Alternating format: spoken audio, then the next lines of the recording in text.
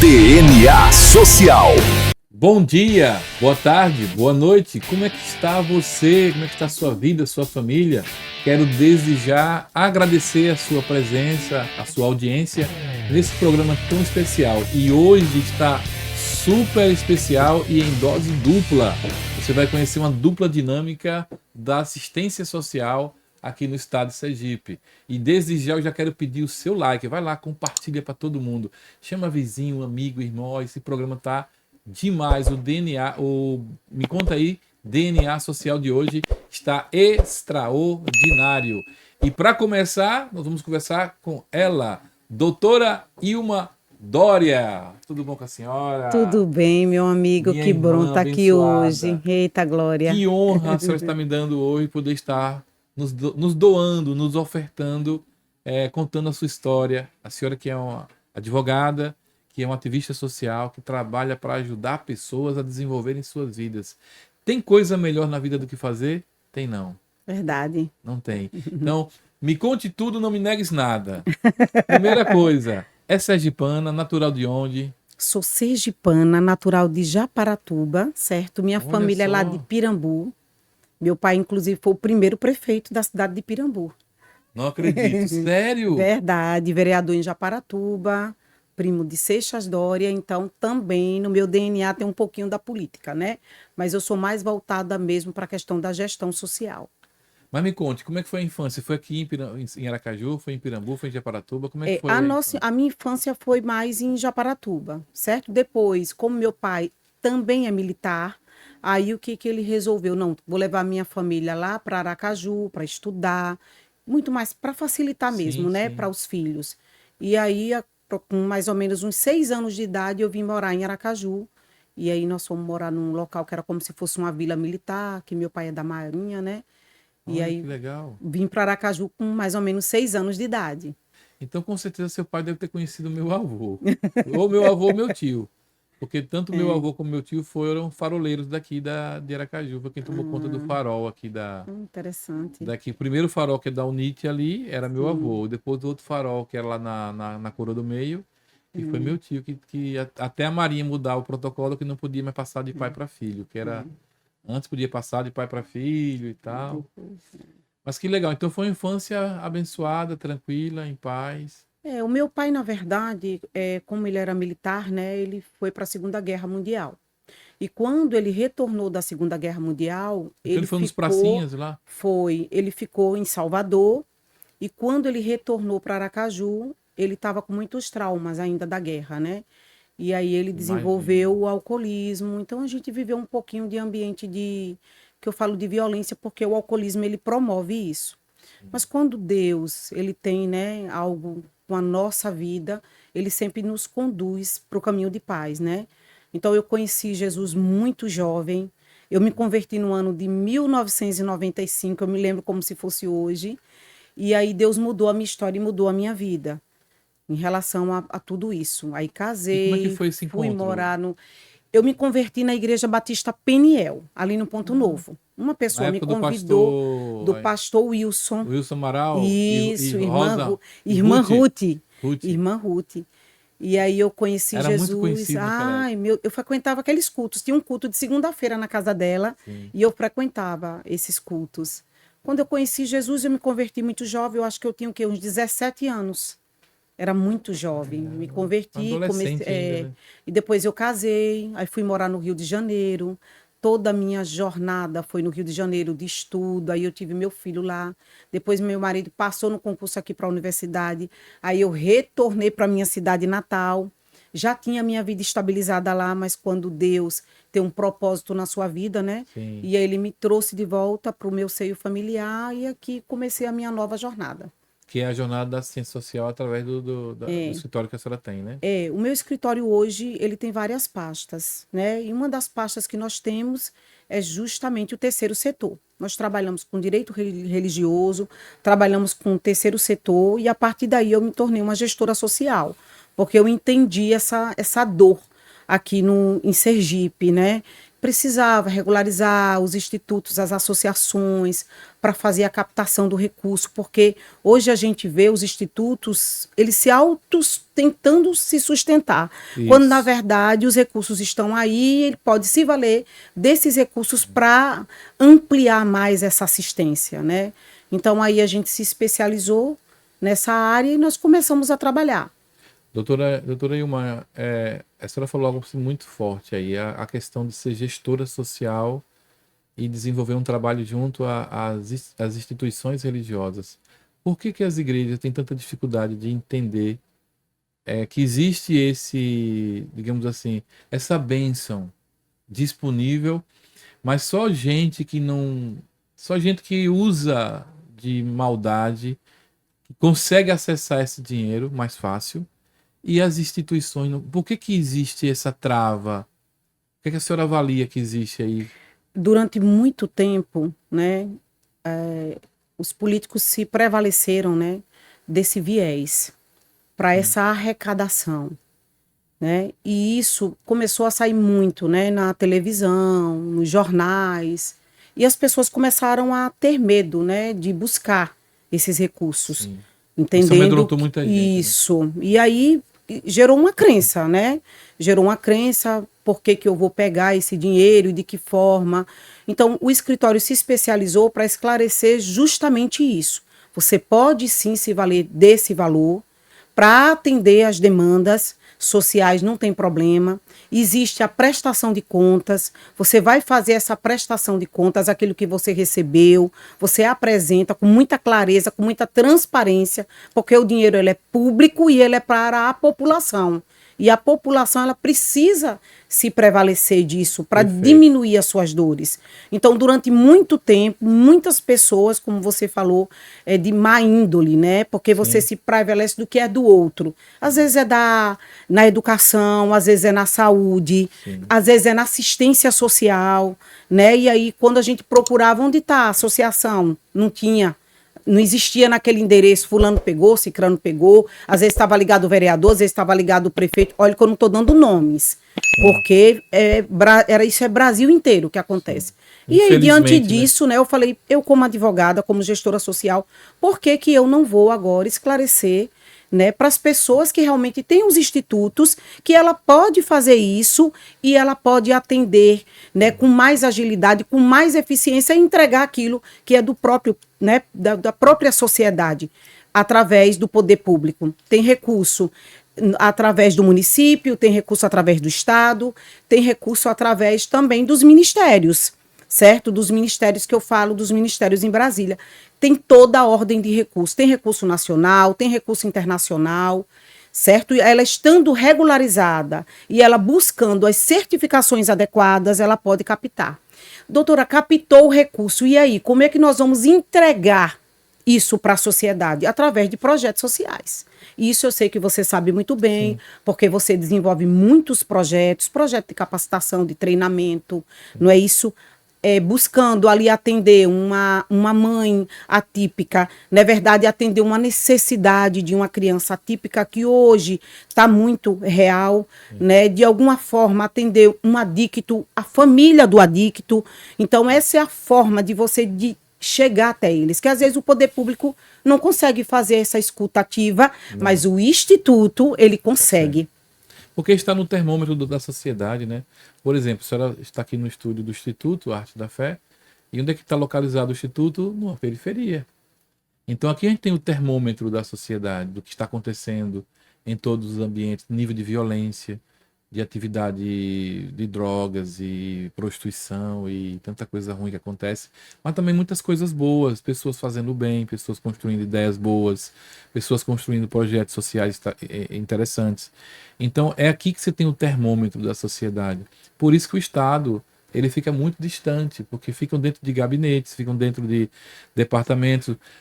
Eu falo muito do Poder Judiciário, por exemplo. O Poder Judiciário, a maioria deles passa por um processo de muita insensibilidade, porque vive dentro de gabinetes. Ele não tem escuta ativa para poder... Nós até recebemos a Procuradoria da Câmara, em 2 eventos aqui.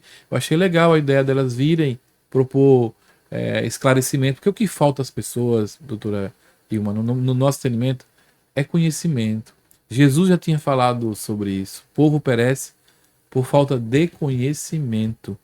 E a gente percebe que a ignorância é o fator que mais... Por exemplo, a gente começou um treinamento com pastores das igrejas invisíveis. São igrejas muito pequenininhas, que não têm atenção de ninguém, porque a maioria deles são até... Se a senhora observa eles falando, você percebe que é uma pessoa que não tem muita cultura. Então eles são marginalizados por causa disso, mas fazem um trabalho com tanto amor, com tanta dedicação, com tanta vontade. Né?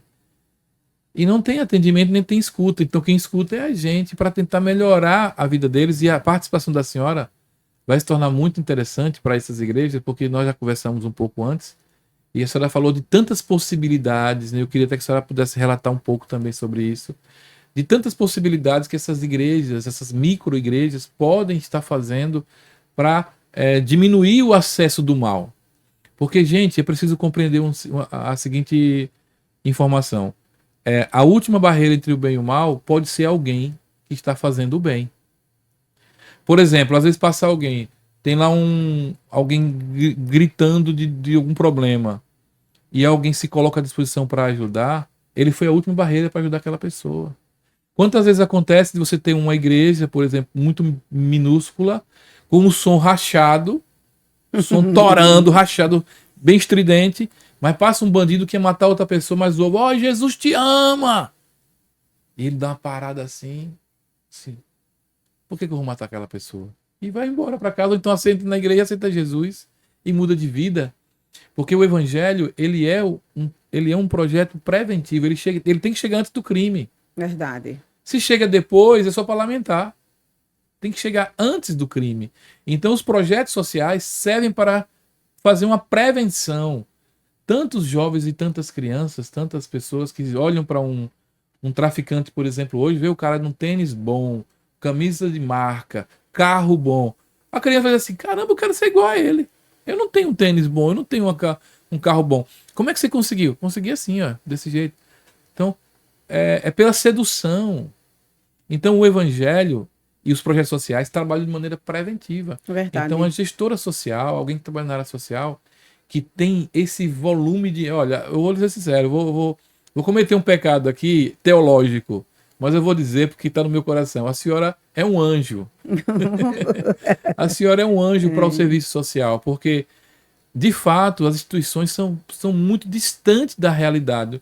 O Brasil, o terceiro setor, é muito grande, mas as pessoas não têm acesso a esses recursos. Estados Unidos, o terceiro setor é altíssimo e poderosíssimo. Mas no Brasil, poucas pessoas conseguem chegar. Por exemplo, tem a Lei Aldir Blanc, por exemplo, a Lei Paulo Gustavo. Só quem acessa são pessoas que já estão na malha. Mas você não vê um teatro cristão fazendo nada. Você não vê. Por exemplo, nós estamos produzindo agora um curta. Pela diretora Camila Mendes. Vou deixar aqui bem claro, porque eu gosto de falar sobre isso, que me dá alegria no coração quando eu falo sobre isso. Camila passou por um processo de depressão muito profundo, nos procurou, nós estamos abrimos um espaço para ela poder desenvolver uma atividade produtiva aqui no Instituto. Ela foi melhorando, foi melhorando. Esse pastor Ari, eu queria produzir um curto, eu digo, bora! E hoje vai sair o filme A Um Passo da Vida. Nossa, que lindo, tremendo. Tá na paz tremendo. Já foi gravado todas as cenas, direção, roteiro, tudo feito por Camila. Lindo. A menina tá super feliz e produzindo, que é o que é maravilhoso. Mas a gente não tem acesso a um Lei Aldir Blanc para receber um benefício nenhum. A gente, para comprar um SSD que tá faltando, tá sendo a maior dificuldade do mundo. Porque a gente não tem acesso a esses recursos.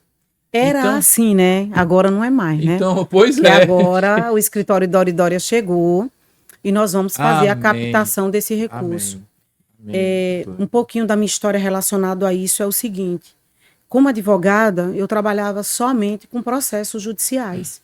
E eu entendi que precisava de muito mais que isso.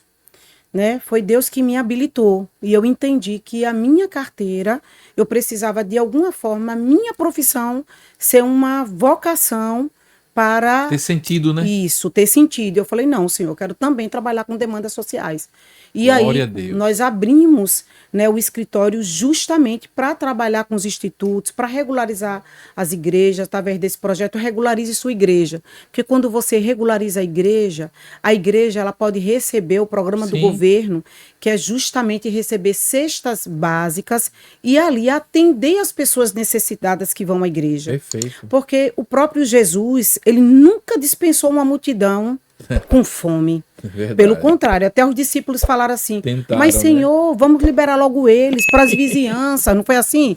E assim as pessoas fazem no seu dia a dia, não é Ele verdade? olhou assim, dá-lhe voz de comer, meu amigo. Não, Como assim, o que é pai? que Não tem nada aqui. Isso, Tem. isso, e ali Se multiplicou esforce. e entregou, ele curava, ele libertava, e ele Ninguém saiu de também mãos alimentava. vazias, E nós, como cristãos, também temos que fazer a mesma coisa, E o né? interessante, doutora Ilma, me permite uma parte, é que eu falava com a sua irmã, Doutora Silésias. doutora Silésias, que vai chegar daqui a pouco para falar também daqui a pouquinho. A gente comentava que isso não é um fardo, né? Não, Jesus não faz isso com fardo. é obra de amor. É feito com muito amor e você faz com muita É. alegria. A doutora Silésia estava me contando um pouco da história da sua mãe, que ela não recebia alguém sem que pudesse É. abençoar a vida dela É, e dar alegria. Olha a alegria dela em poder contar isso anos depois. é verdade. Isso nos nutre de alegria até Ela os dias deixou de esse hoje. legado pra gente. Entendeu? Então vocês não estão aí por nada. Existe um legado, legado. que alguém Tem um lá legado. atrás começou a construir Isso. e que de uma hora se bateu o sentido, assim, peraí, É. tô fazendo só por isso, por interesse financeiro. Não, não. Tem que ter sentido para mim. Verdade. E hoje vocês estão fazendo esse trabalho tão É. extraordinário que eu digo que vocês são anjos do Senhor aqui na Terra para ajudar as instituições. Minha mãe era diaconisa na igreja da Assembleia de Deus. E sempre ela Assembleia de fazia Missão? isso. E sempre ela fazia, levantava cestas básicas, às vezes na família, às vezes com amigos. E sempre ela dizia assim: vamos preparar uma mesa. Quem chegar vai compartilhar dessa mesa. Sempre chegava pessoas. Eu digo Meu que é a Deus. química mental. Você atrai, né? Você atrai pessoas que realmente, porque você está se preparando para isso. E eu vejo que Jesus era dessa forma. Eu vou me conectar com pessoas e de alguma forma eu vou servir, eu vou amar, eu vou curar. E nós somos essas pessoas, nós temos o DNA de Cristo. Na verdade, nós somos a carta dele.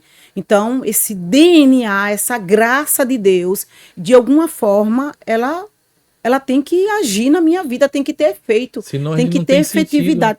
Não tem, senão nós vamos encher igrejas e nos conectar com pessoas, tão somente. Vira um clube Né? social. Vira um clube social. Infelizmente, sempre que a gente se conecta com pastores, e eu amo os pastores, porque eles, né, cumprem a missão, Sim, né, sim, da própria sim. palavra. A igreja, ela faz isso na terra, ela tem um diferencial na terra. Sim. E sempre a gente fala assim: pastor, o senhor está desenvolvendo algum projeto social?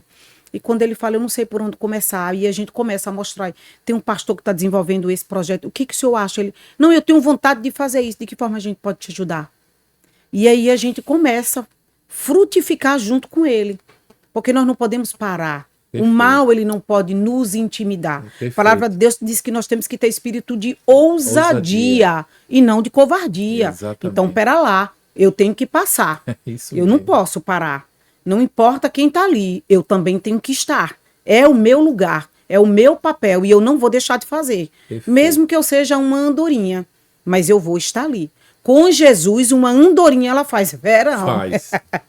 Com Jesus Não é faz. verdade? Então é isso. E assim, eu Verdade. louvo a Deus porque ele me deu esse privilégio de ser uma advogada e trabalhar com demandas sociais, trabalhar com empreendedorismo, de alguma forma frutificar nos lugares com a graça de Deus. Não tem a ver comigo, tem a ver com ele. Perfeito. Aqui, ele me capacitou para um propósito. E a gente precisa entender qual é o nosso propósito.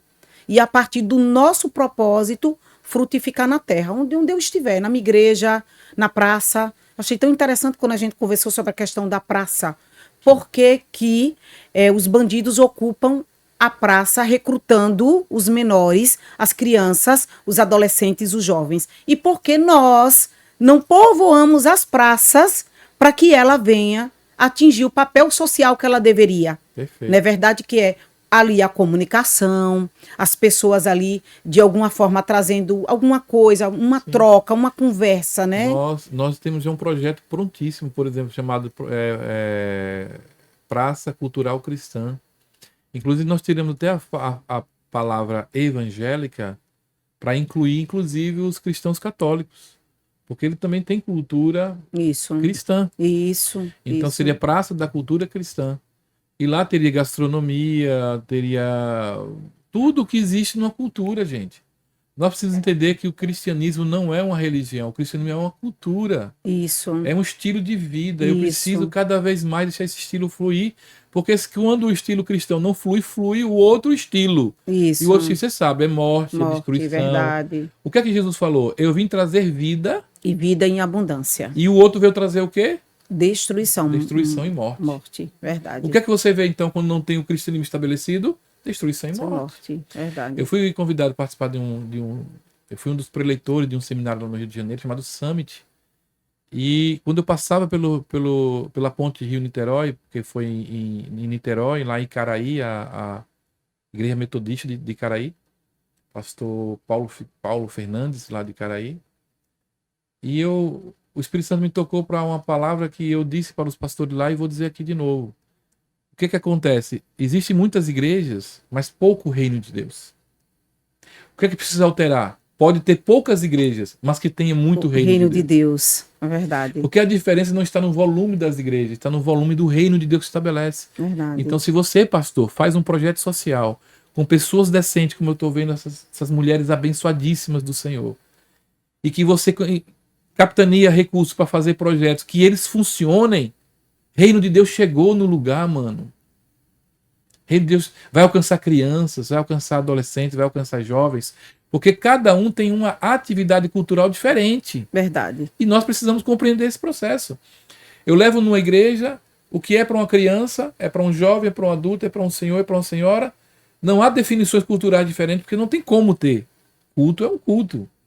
É um culto para todo mundo. A música que toca para mim no culto vai ser a mesma para um senhor de 70 anos. Verdade.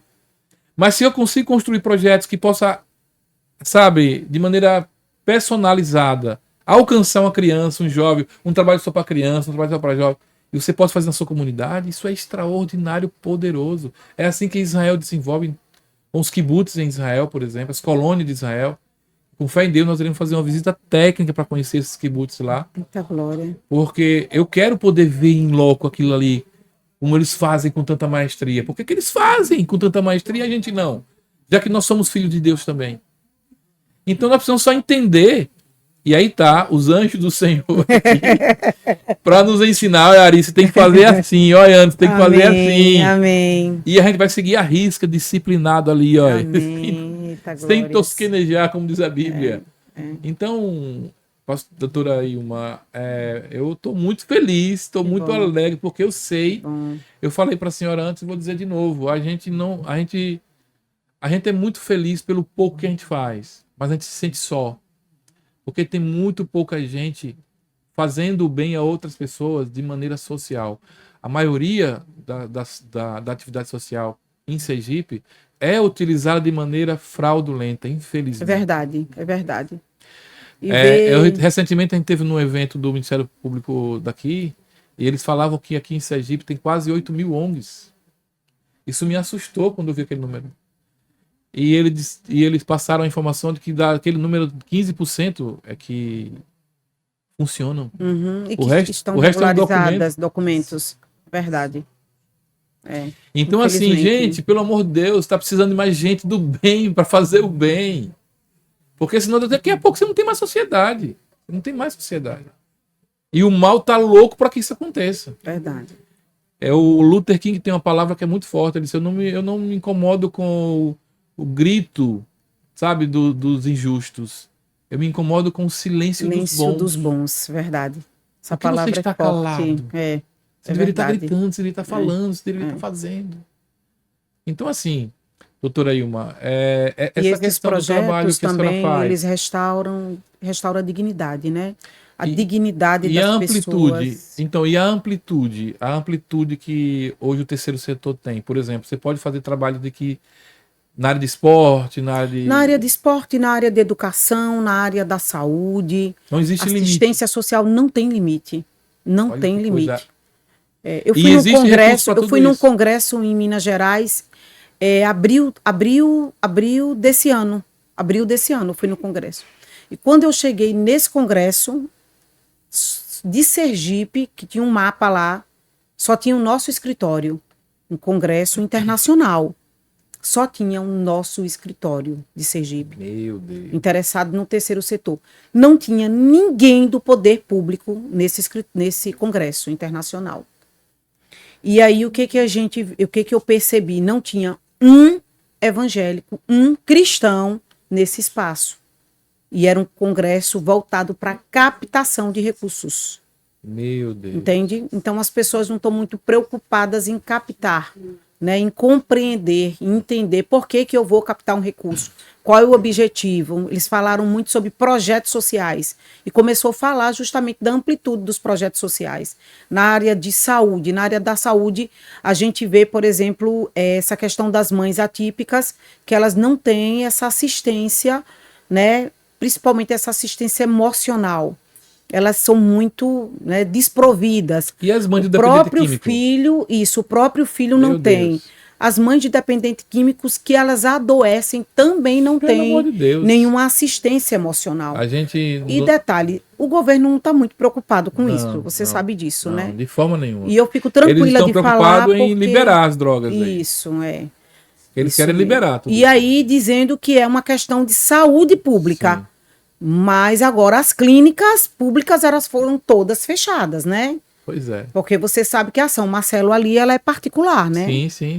Entendeu? Ela atende, acho que é o mínimo ali Se não é as público. igrejas, no pouco que faz, meu Deus do céu. Não sei nem onde Então, paga- hoje a saúde, pense você internar, o seu filho tem um problema, uma mãe que tem um filho com dependência, interna onde? No João Alves? Vai internar o seu filho onde? Entendeu?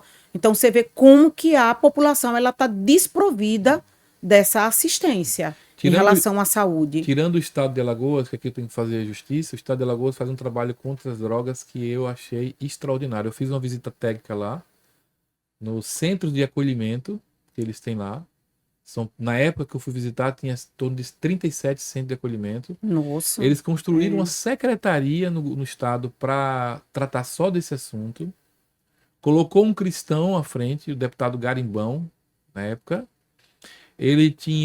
Fizeram uma lei lá em Alagoas, onde 2% do imposto de álcool e cigarros era destinado à prevenção, né, de drogas e acolhimento. Então, por exemplo, uma coisa legal que eles fizeram lá, existem leis no Brasil que impedem de instituições religiosas fazerem sem toda a atividade multidisciplinar a equipe, exigida. né? A equipe, que é um... Lá eles conseguiram fazer uma lei estadual que derrubava essa necessidade e a igreja poderia ter um local lá e fazer de maneira terapêutica. Um espaço, né? E o governo financiava R$1.000 por cada pessoa que era atendida naquele lugar. Lá em Alagoas, eu conheci esse projeto lá em Alagoas. E foi assim, algo assim, de crianças a jovens, adolescentes e idosos eram atendidos nesse centro de acolhimento. Eles conseguiram reduzir a violência, era em 7º lugar, a violência em Alagoas, baixou para 2º lugar no país, no Brasil inteiro, do uso das drogas lá. A violência era altíssima lá, eles diminuíram para o 2º lugar no país inteiro a violência de Alagoas. Então, Alagoas faz esse trabalho lá. Sergipe, infelizmente, ainda não tem um trabalho desse nível ainda, mas quem sabe, através desse trabalho que a senhora está capitaneando, alertar, fazer visitas. Inclusive, o deputado Capitão Samuel estava comigo nessa visita e quando ele voltou, ele criou o Batalhão da Restauração. E cresceu muito. Foi em função, né? Função dessa visita técnica que ele fez nesse mesmo dia que eu fiz. Muito ao deputado Garibão lá em Alagoas, e ele montou. Mas a gente sabe que é uma dorinha só. Isso. Para um universo do estado todo.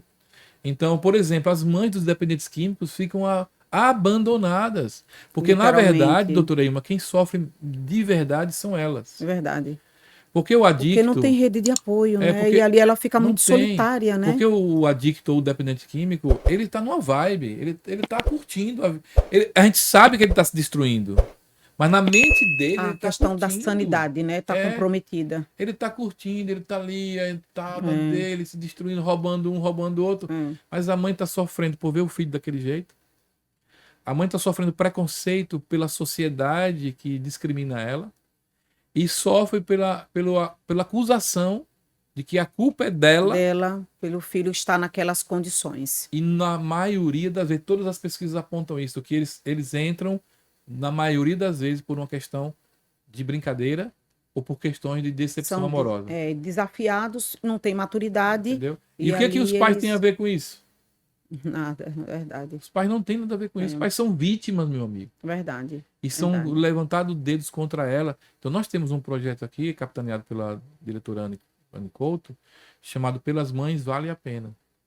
E é um projeto que atua exatamente só para atender as mães. O nosso instituto não atende dependente químico, porque nosso trabalho lida com empreendedorismo social. Então a gente tem muito equipamento, muito material, e a gente já fez uma experiência dessa, não deu muito certo. Um dependente químico que a gente botou para trabalhar, que acabou levando foi um monte de... E a limitação, né, por conta do... Então eu entendi que a gente não o nosso trabalho é para pessoas que querem oportunidade de mudar de vida.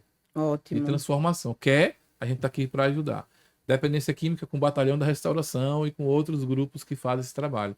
Agora, as mães dos dependentes químicos, essa sim, a gente acolhe, a gente ajuda, a gente tem trabalho terapêutico, a gente bota ela para fazer visita às igrejas aí, dando atendimento nas igrejas. Ontem mesmo teve a pastora Paula que já convidou ela novamente para ir lá fazer esse trabalho. Então, assim, as mães é que precisam de acolhimento e que você diminua a sua acusação quando você vê uma mãe que está passando por um processo como esse. Você vai lá e acolha, porque mãe nenhuma, meu amigo, quer ver um filho numa situação daquela. E a escuta também, né? Como é importante você escutar, né? O fato de você escutar ali já ameniza um pouco a dor dela, né? E como que alivia. Ela diz assim, eu não me Às vezes tem vergonha, ela se sente constrangida, né? De contar a sua história. Porque elas se sentem muito expostas, né? Totalmente. Então, o nosso olhar é de amor e tem que ser de acolhimento. Sim. Tem que ser de acolhimento. Precisa ser nunca de acusação, sempre de acolhimento, porque quem nasceu para ser acusador é o Satanás, não é você nem eu. Verdade, não é o nosso papel. Não é o nosso papel. Deixa para ele lá que ele já está condenado mesmo. Então ele para ele acusar já está no lucro para ele, mas para a gente não. Pra gente, não há ganho nenhum nisso. Verdade. Então, doutora Ilma, eu queria agradecer muito. Foi um prazer enorme. Eu digo que sempre é um privilégio. Poder ter a senhora aqui dividindo a bancada comigo. Obrigada. Poder compartilhar um pouco da sua história. Amém, amém. Tem quantos filhos a senhora? Um filho chamado João Guilherme. Olha, João Guilherme, que idade? João Guilherme, 15 anos. Olha, 15 anos. Adolescente ainda. João Guilherme, uma bênção. Manda um abraço para João Guilherme aí. João, beijão, mamãe ama demais, ele sabe. Tá grande, mas ainda no meu coração é pequeno. Todos nós. Verdade. Tenho certeza, João Guilherme, quando você assistir esse podcast, você vai ter orgulho da sua mamãe, porque ela é um anjo para muita gente, viu? Amém. Tenha certeza disso. Porque o trabalho da capacitação de pessoas específicas como a senhora não é fácil nesse universo que a gente entende que o terceiro setor foi inundado por mentes malignas. E para você transitar nesse meio e poder fazer guagaça, tem que ser alguém com muito valor. E sua mãe, sua tia também que está aqui, tem esse valor. Sinta-se muito orgulho de poder ter uma mãe tão abençoada, viu? Que abençoa tanta gente. E você é muito abençoado por isso, viu? Deus abençoe sua vida. Nosso escritório fica no JFC, sala 306. Quem tiver um projeto, quem tiver um instituto, quem tiver uma associação e precisar, né, da nossa ajuda, do nosso auxílio, sinta-se à vontade. E as redes sociais, doutora? As redes sociais é o @Doridoria, né? @Doridoria. Que é o nosso Dória e Dória. A Dória e Dória, né? É @Doridoria. E aí pode seguir nosso Instagram. Dória e Dória. Isso. É o Instagram, você pode seguir lá. Pode seguir. Olha, eu tenho certeza que o nosso instituto, o Instituto Arte da Fé e o Instituto Soltermar, capitaneado por essas igrejas invisíveis, vai visitar muito a história da senhora. E eu sei que nós temos muitos projetos aí, hein? Estaremos juntos. E quem sabe até vocês, da equipe de vocês, pensarem até ter. Porque a comunicação hoje Vou dar um exemplo. Esses dias eu recebi um chamado no WhatsApp de um pastor lá do Mato Grosso do Sul, nos convidando a construir um estúdio como esse lá no Mato Grosso do Sul, Que benção. para os pastores da Convenção Batista de lá. Benção. E o que eu acho interessante disso é que o mundo da virtual está Tecnologia. inundado com coisa ruim. Verdade, verdade. Precisa-se também se colocar mais pessoas falando de coisas boas. Então, nosso instituto também vai abrir as portas, se ela quiser, com sua equipe, construir um podcast para trazer pessoas e Olha, profissionais. ótimo, bom. A senhora escolher um dia para poder fazer. Está aberto. Ótimo, que bom. Tá, da nossa parceria, está aberto essa Benção. oportunidade. A senhora tira um dia lá, Benção. traz alguém e faz os recortes dos vídeos e vai inundando as redes Que sociais. benção. Por exemplo, nosso material hoje, mesmo com toda a humildade que nós temos, ter começado em março, mas já chega hoje em torno de 30, 40 mil views por mês já. Então já é um avanço. E outra coisa, sem usar tráfego pago. Então é tudo de maneira orgânica. Então todos os conteúdos são compartilhados numa grande equipe de pessoas que vão fazendo isso, emprestando suas redes para fazer o bem. Esse compartilhamento, né? Porque essa assim, parceria. nós temos um outro projeto chamado Vida Real, Projeto Vida Real, que a gente leva cestas básicas em algumas denominações, mas o objetivo é fazer um treinamento. Então só participa do sorteio da cesta básica quem vai para o treinamento. A gente não entrega a cesta básica, doutora Ilma, aleatoriamente aqui. A cesta básica é muito vazia por si só, né? É muito vazia. Muito e não traz pouco dignidade desse jeito. Não traz. Não traz. Tem que ter justamente... Eu preciso conhecer o nome da pessoa e gerar relacionamento com ela. Isso. Eu digo sempre aos mesmo. empresários que doam cesta básica: você conhece o nome da pessoa que você doou aquela cesta? Isso. E eles ficam Tremendo, espantados. Porque eles sabem o seguinte: não, eu tô doando já. É como se, pronto, eu tô aliviando minha culpa, né? Eu tô purgando meu pecado. Isso, é verdade. Ó, de alguma forma, Entendeu? não é sobre isso, né? Não é sobre isso. O que é que eu vou gerar de transformação, né? O que leva a dignidade é a transformação. Isso mesmo. Então eu tô aqui, eu tô te dando cesta básica, meu filho, mas olha, daqui a 3 meses, o pai quer ver você trabalhando, viu? Você tem que estar trabalhando, sustentando sua vida. Nós temos esse projeto de capacitação. O que você gosta de fazer para justamente alcançar aquela pessoa e enaltecer o que ela tem de melhor. Tirar ela desse abismo que o assistencialismo predatório provoca. É terrível, é terrível. Entendeu? Porque leva você sempre para o abismo, não leva você para uma luz, leva você para o abismo. Você tem que dar conta da sua vida, você tem que trabalhar, você tem que pagar suas contas com o suor do seu rosto, você tem que ver valor nisso. Verdade. Então esse projeto do Vida Real a gente leva o combate do vício digital. Então a gente dá um treinamento para transformar as pessoas em missionários virtuais. Então o que é que a gente faz nesse trabalho? A gente mostra o que está acontecendo no mundo hoje e que nós estamos bem próximos de um acontecimento aí que vai ser muito forte para o mundo inteiro. Então você tem que estar atento a tudo isso. E o mundo virtual é precursor desse momento.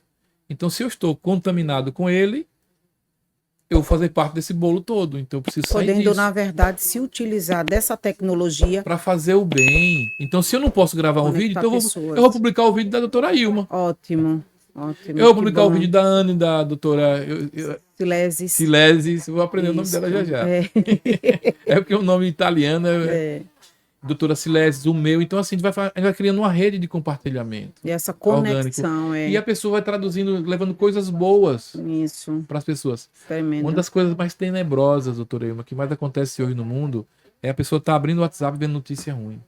A mente humana calcifica para o mal aquilo ali e gera uma tendência natural de escolha. E de negatividade. Aí a sua tendência é assim, vou olhar isso aqui e já ver. Tudo que eu vejo já é do mal. Isso.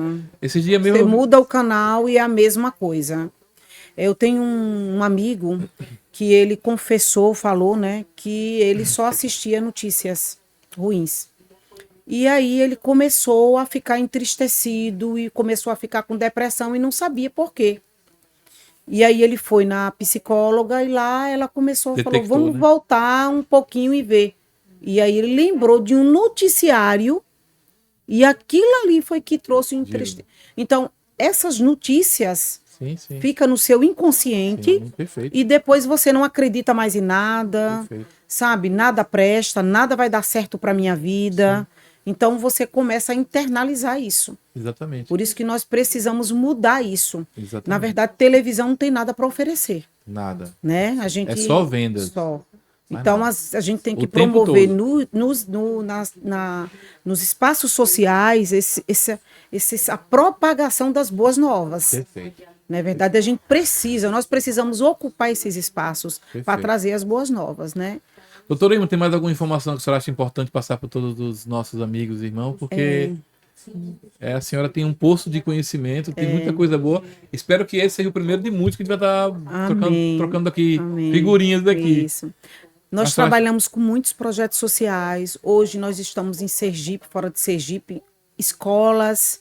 Nós já temos escolas. As 2 escolas que nós temos, elas são escolas confessionais, ou seja, de estudo religioso. Escolas confessionais, pode ser criada por uma instituição? Pode. Nós temos, Pode? inclusive, uma lá, o nome do local da escola do pastor Gilson. Qual o nome da cidade?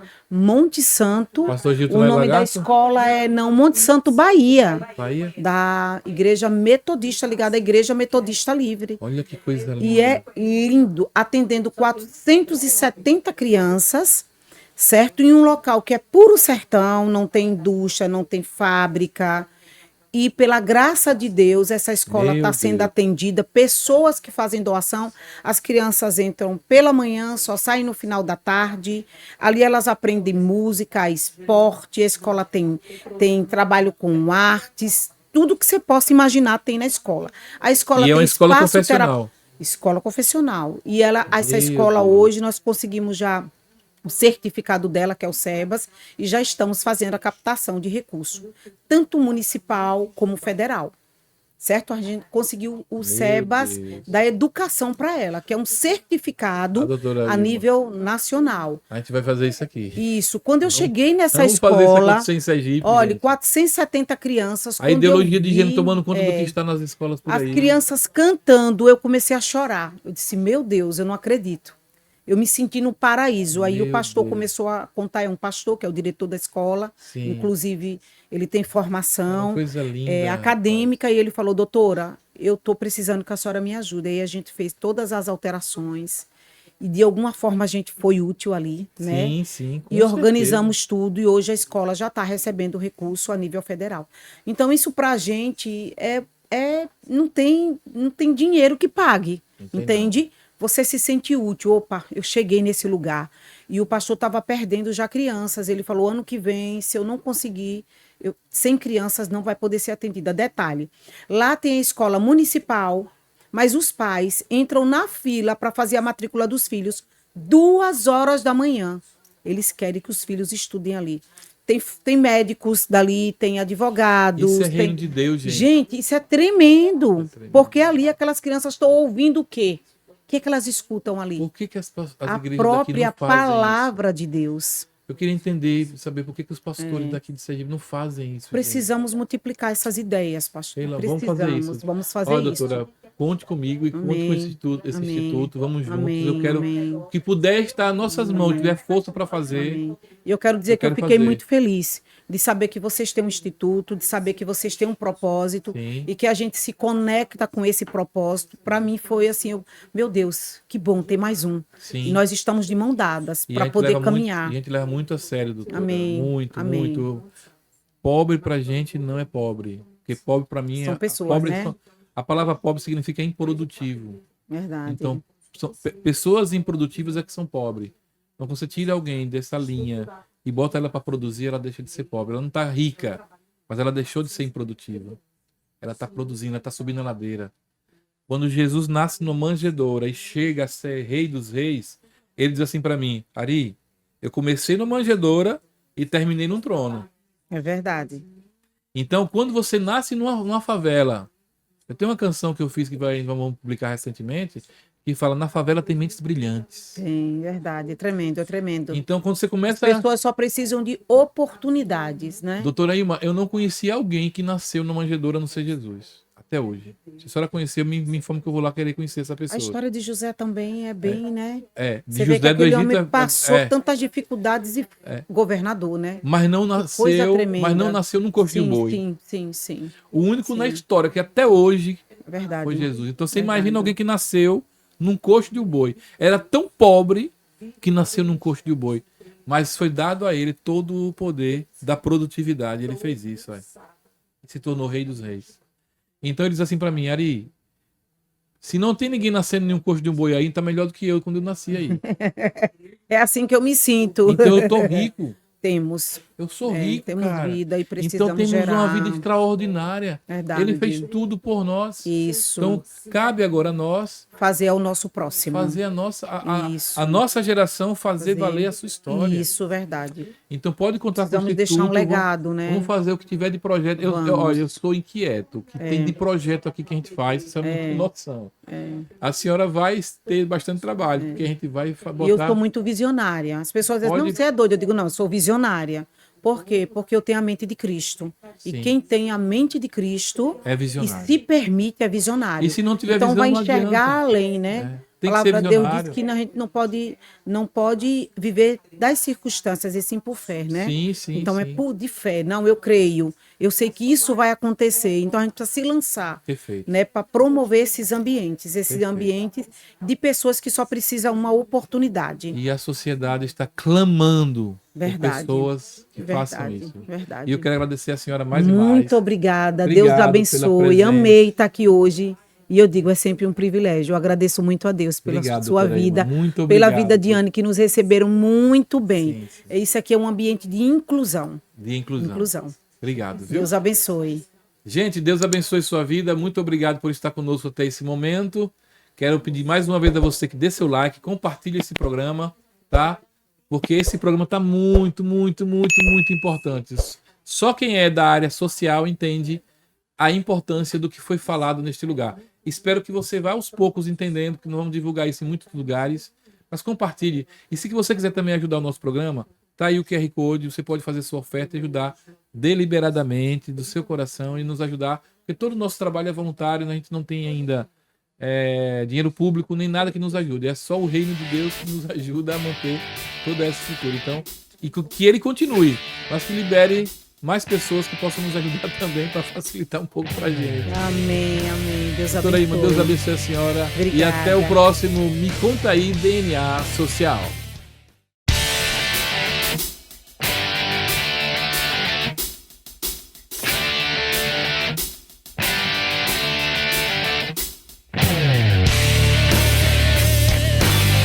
Me Conta Aí, DNA Social.